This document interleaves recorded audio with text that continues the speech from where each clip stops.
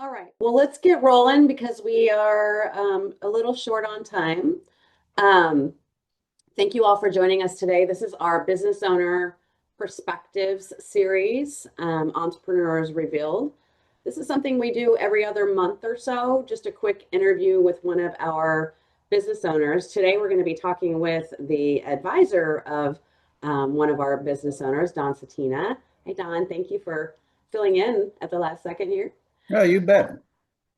So this was our kind of our answer to doing business owner forums back when we had COVID going on, and it just went over so well. We decided to continue it. So this will be a conversation between Joe and Don about Don's client Mark. And with that, Joe, I'm going to let you go ahead and get rolling.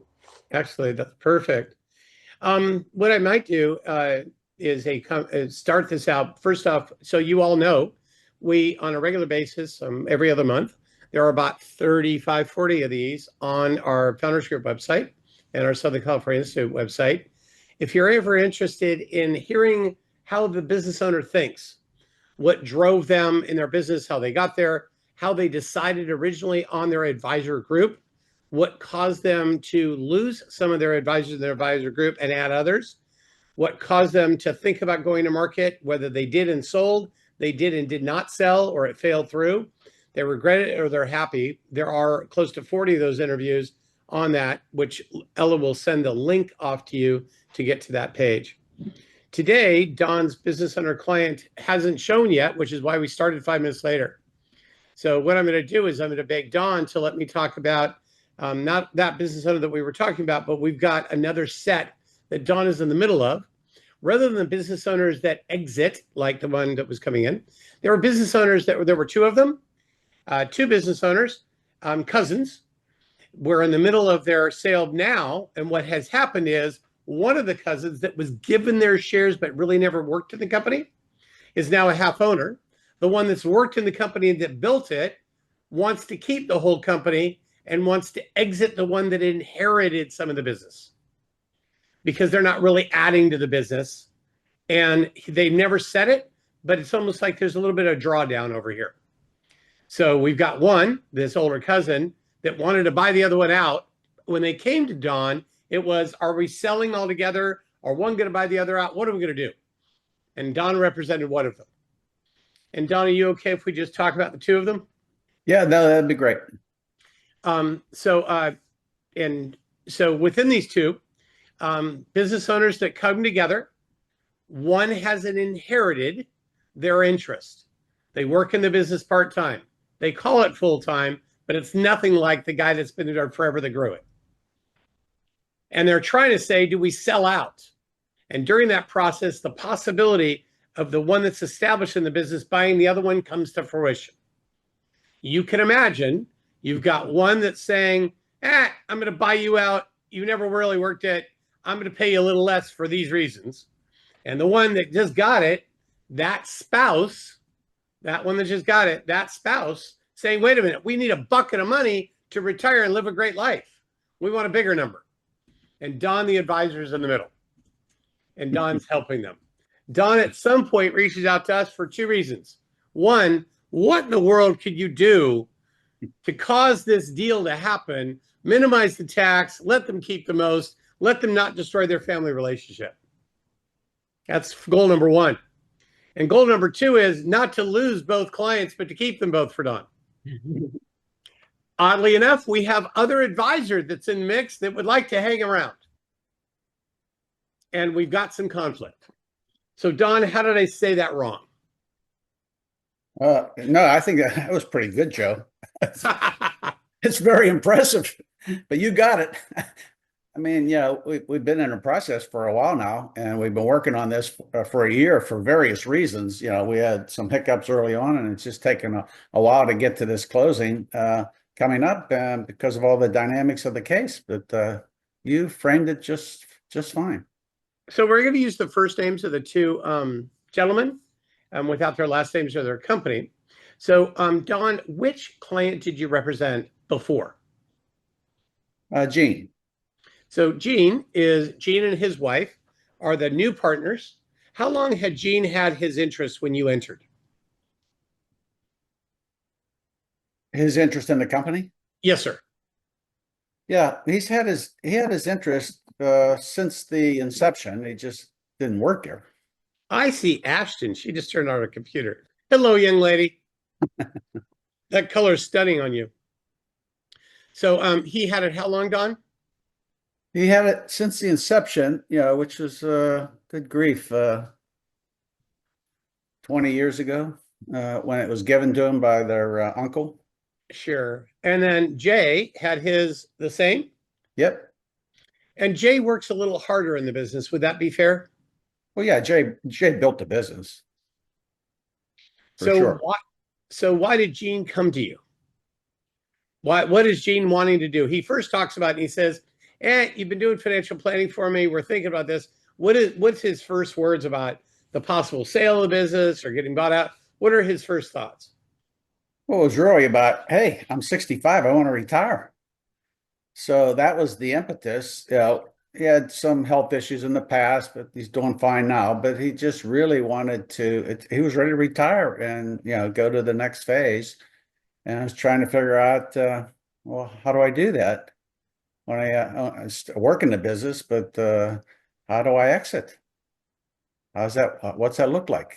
So That's what did you first start to do, and then how did you decide you wanted other people on your team?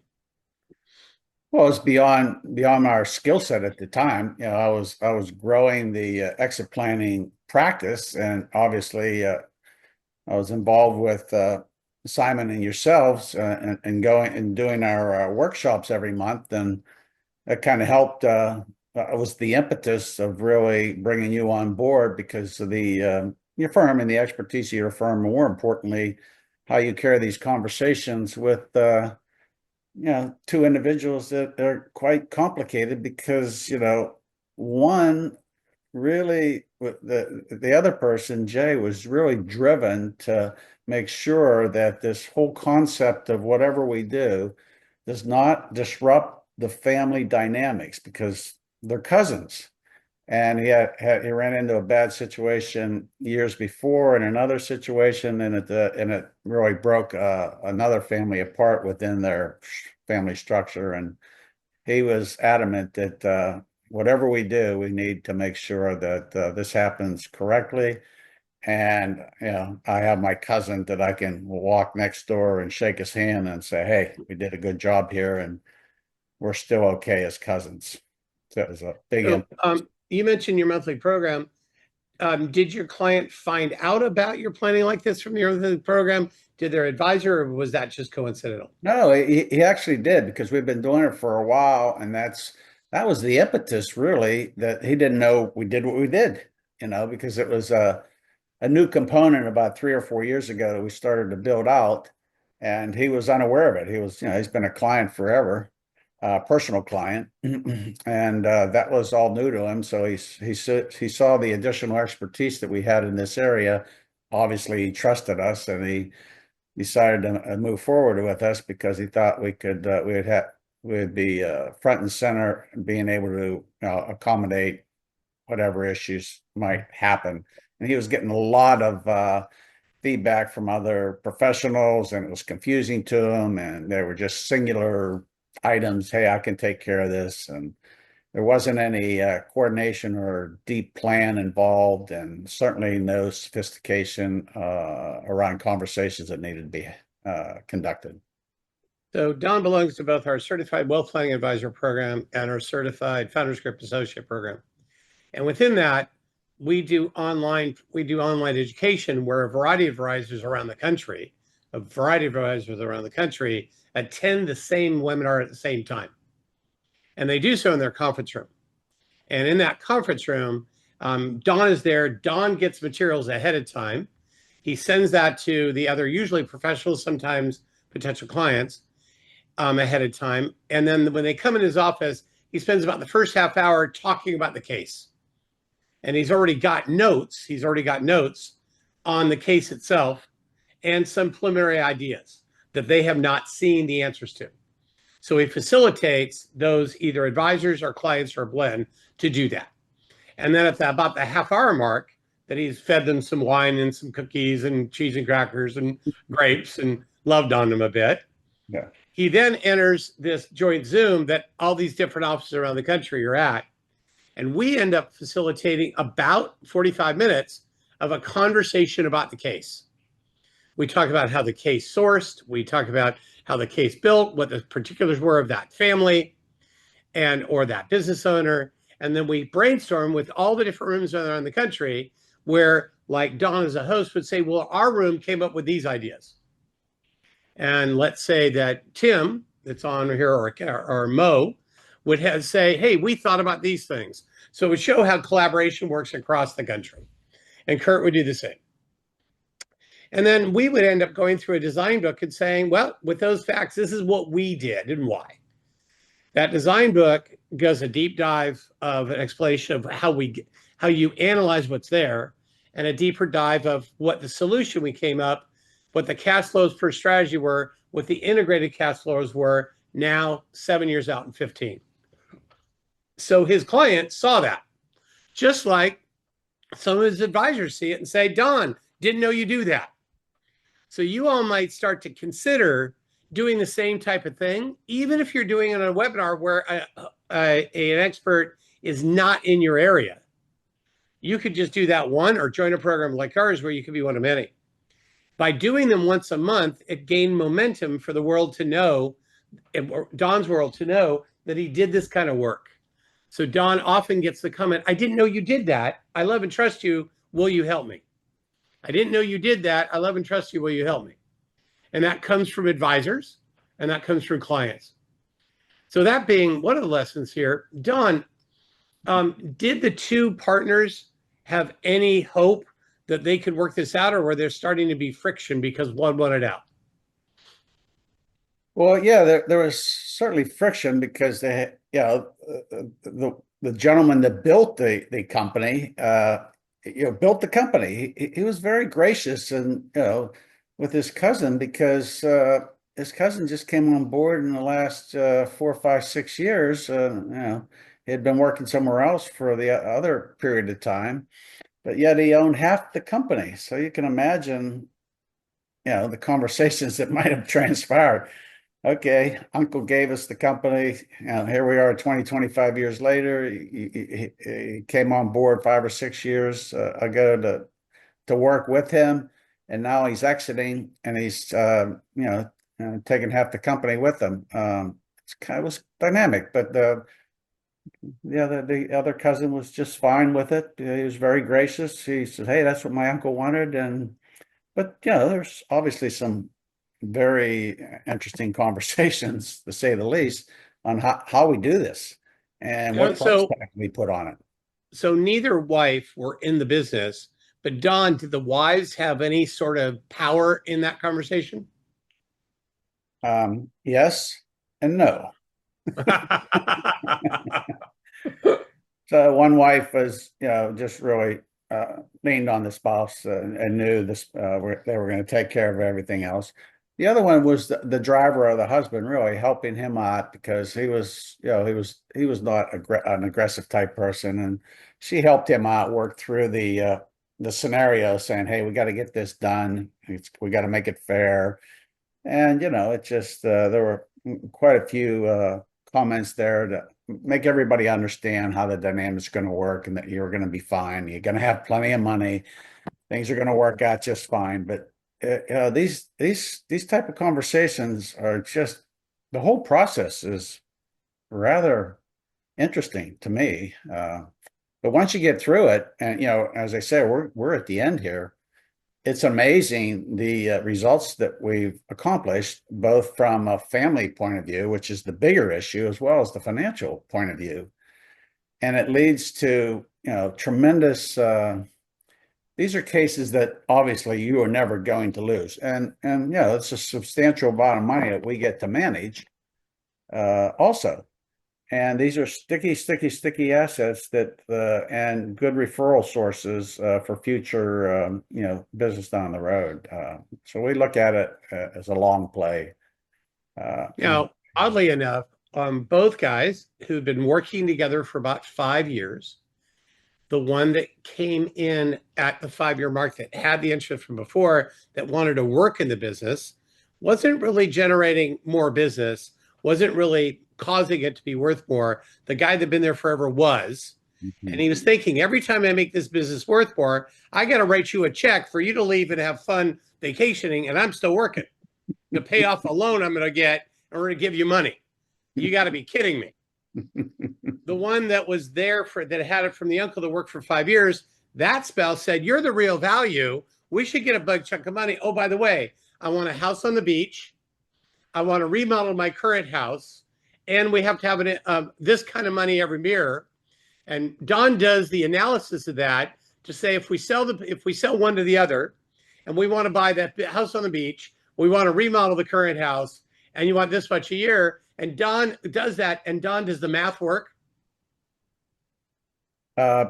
Yes and no. Everything's dependent on returns. So you gotta go through the standard Monte Carlo analysis that most of us go through. And that was hard to do because we had all these trusts, and Monte Carlo doesn't accommodate trust planning all too well. And we had to do our own separate off e-money analysis. But yeah, if they're careful and watch what they do, we have enough money to do that. But we're running it at a certain return, conservative return. We got to make that return, and we're starting at market high. So it's not a guarantee. So all of you might think through this. We enter with Don as his wingman, and the two guys are looking for a financial and tax plan to accomplish this. Each spouse wants something a little bit different. They can't come together on the number. Everybody's got their opinion about it, and there's starting to be some friction over, really? You want that much? What do you mean you're not going to get me enough? I need more to satisfy my wife than you're willing to pay. And the other one's saying, but you never developed anything. And they're starting to become tension. And this is getting more difficult. The advisors, everybody in the room except for Don, are increasing the heat on both of them. So their ability, they're getting upset more, and their ability to listen is dropping. So we actually enter a side engagement to resolve the issue. And the side engagement will resolve the issue. Remember, are you resolving what's fair because of numbers? Or are you going to resolve with what both families need? Most families want to keep their relationship, but Wise has said, I want to keep the relationship, but not if it's going to cost me $5 or $10 million. For $5 or $10 million, we'll be apart for a few years and we'll go bring him pie later. Kind of a thing. So Don, we then start to help the two husbands with their wives. We do separate meetings to find out what they need through this deal rather than what's fair. How did that go? Yeah, there's a lot of conversations that go back and forth there. I think it went well. There's a lot of questions on both sides because it's new to them. It's, God, what's going on? They hear these beautiful strategies that are going to save them a couple $1,000,000 in taxes. They get that, but it's complicated, and we just need to make sure that the conversations go well and satisfy both parties. Exactly what Joe was talking about. So it's just multiple conversations that you have to get that done. So it's just like an ongoing process, and every couple weeks or month or so you have the next conversation and you get it resolved and keep moving forward. And I want to be really clear, because it was a family-owned business, the conversations with the two owners and their spouses separately and together left the world of what's fair and what's legal and what does the valuation experts say. And it entered the world of, what do we both need to feel good about this afterwards?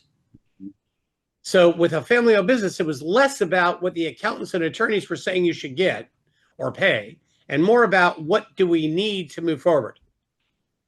And they were able to find numbers then that they did justify what is a minority interest worth, and should there be a discount, and should there not, and do we get cash up front or we get cash over time? We don't want to cripple the business. And one of the owners, the guy who had done it, said, I want to take this percentage of the company off the table because we're going to give that to our key employees. The rest of it is what we're negotiating. I'll pay you on the value of the rest because I'm going to give $5 million worth of value to our key people. The junior guy's wife said, what do you mean? That 5 million, 2.5 is mine. I'm out. So we constantly got roadblocks over the fear of how do we deploy money. Now, the math became easier because we know how to do tax planning, but it was the relational planning with the asset planning that solved the day. We now have completed the transaction. The partner that got bought out got a financial, legal, and tax plan to reduce the tax. And now the senior owner that owns the rest that Don did not have is starting to do his wealth plan on what he owns and what he might do in the future with it. So now, Don, what percentage chance do you get of getting Jay, the more senior partner? Well, we did a design book for Jay, and we're actually meeting him a couple days to continue that conversation on for his plan. And he's been anxious in the background. We were working on my client forever here, and he's going, well, what about me? Where's my plan? And we're just starting. When I say just starting, we've already given him a design book, and we've reviewed it once, and now he's coming back and saying, you want changes or not? But he's ready. He is now ready to understand, okay, what's going on with my plan? What are we doing for, Jay and my spouse? That's the where the rubber meets the road, so to speak. So we're really in a good spot that we have, it's a pretty big number now. He's got a pretty nice sized company, and he has the person who manages his money is 70 years old. So we got a really good chance down the road to pick up that entire account, I believe, because he sees what's been going on and the method of how we get things done. So Don did the financial plan for his client as part of the overall legal and tax plan, because for us, it's do deep dive on what they've got, a couple dozen hours, do deep dive, and we sent them off to Don to do a choice of assets and create a financial plan for afterwards, to then merge those two to what should the tax plan be. But we had two sets that we had to deal with to make the tax plan. He gets and keeps his current client, but other client, the other partner, there's the senior that has more money, was I've got a financial guy. I'm all good. I've got a CPA, I've got a lawyer, I got a financial. We're not doing that. And that client over time said, wait a minute. How come he gets that cool plan with all that? What about me? So it wasn't Don saying, please become my client. It was the client saying, Don, I need you.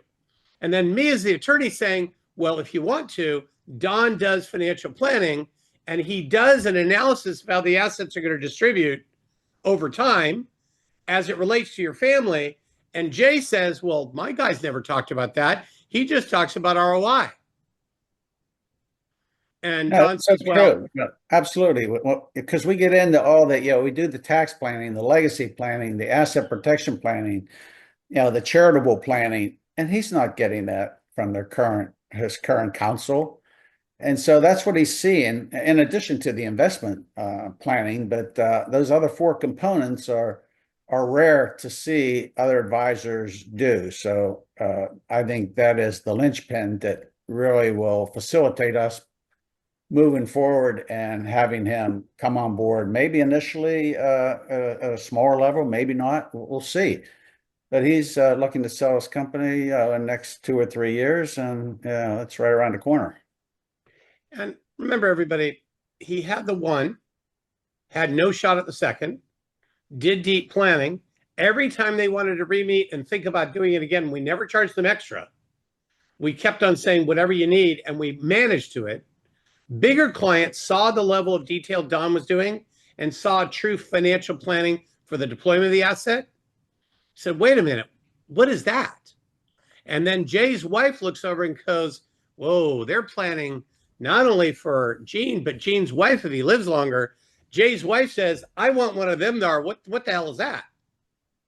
Mm-hmm. So we're starting to see that it's taking care of the client really well, donating the time, and then the other one, you don't have to hunt. They come over and like, Don, why won't you help us? Which Don has a gal by the name of Sharon, who is a combination of bloodhound and heat-seeking missile. when it comes to data and process and follow through. And she's lovely. But that level of service that his assistant gives, Jay started to notice the level of service that Don's assistant was giving the process. Not only Don, but Don's assistant. And in my opinion, Jay's wife goes, wait a minute, there's follow through there. I like that. So one question I'd ask you more, Don, often people say that the being the advisor during a high level tax plan and a sale one to the other is easy. Is it easy? Yeah, you know why I'm laughing. Listen, we got all these vehicles. We're in the throes of that now. We're getting accounts set up. We got to know the exact amount. We got to CPAs involved. Oh my golly, their attorney involved. It's very interesting to say the least, and it's a hard process. But once you go through the first couple, it will become much easier. But the first or second time through, it's going to be painful. There's just no doubt about it. And you got to stay on top of things, basically. Well, today we have the opportunity in our business owner interview series to interview an advisor that just helped two clients who were thinking about a third-party sale. They graduated to one partner by the other one out. We went from the arguments over what's fair, is it enough, should we lawyer up, we can't solve this, let's just sell to somebody else, to resolving the interpersonal family issues, including the spouses that were not owners in the business, to then be a complete plan that caused the senior partner in the deal to say, wait a minute, Don, I want to leave my guy and come to you. And then also keep a family together where they're loving on each other. And they had the retirement party where they celebrated the exit rather than, oh my God, get out of my face.